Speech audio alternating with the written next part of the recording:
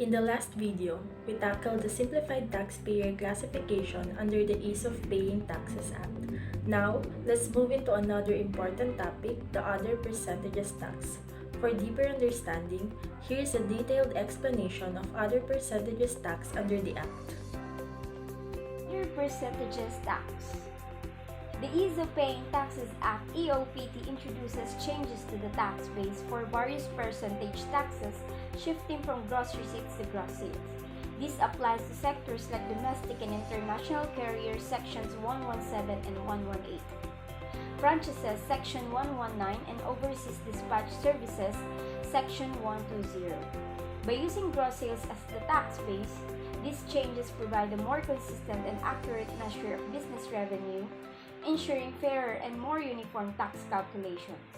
This simplification helps businesses more easily comply with tax obligations while accurately reflecting their total revenue.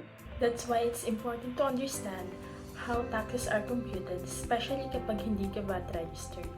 Isa sa mga taxes na applicable ay ang other percentage tax. Under the Ease of Paying Taxes Act, mayroong mga guidelines na nabago at mayroong mga rates na remain unchanged. Para mas maintindihan, narito ang alang halimbawa on how to compute percentage tax based on business gross sales. Halimbawa, si Maria ay may maliit na retail shop sa Quezon City. Sa loob ng isang quarter, kumita siya ng 480,000 pesos. Hindi siya VAT registered kaya percentage tax ang babayaran niya. Dati, ang percentage tax rate ay 3% pero nabago ito sa ilalim ng bagong batas, the Ease of Paying Taxes Act.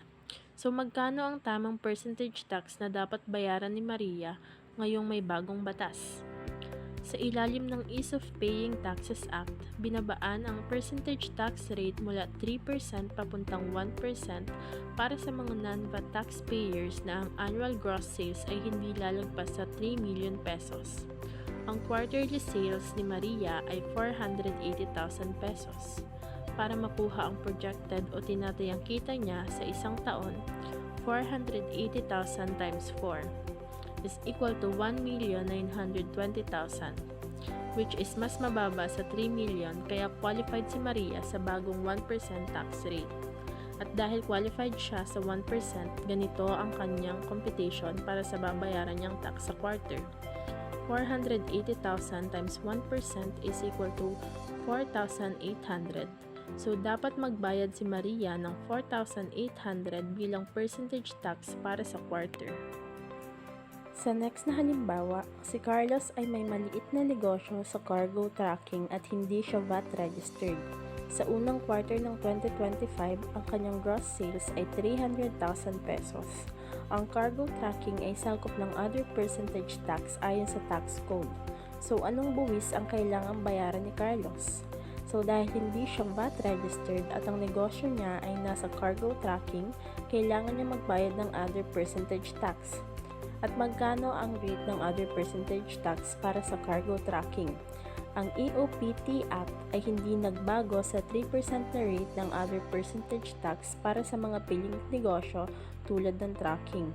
Ibig sabihin na nanatiling 3% ang tax rate na dapat gamitin. So, 300,000 pesos times 3% is 9,000 pesos. So, si Carlos ay kailangan magbayad ng 9,000 pesos bilang kanyang percentage tax para sa unang quarter ng 2025. For our next topic, we have quick refund under the Ease of Paying Taxes Act that makes getting your tax refund faster and easier. No more long waits or complicated requirements for taxpayers. For deeper understanding, here's a detailed explanation of quick refund under the Act. Quick refund solutions. Before the EOPT Act, the NRRC did not provide a period within which the BIR should act on a claim for a tax refund.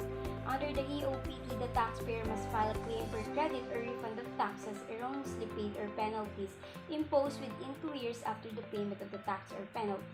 The BIR is then given 180 days from the submission of complete documents to act on such a claim.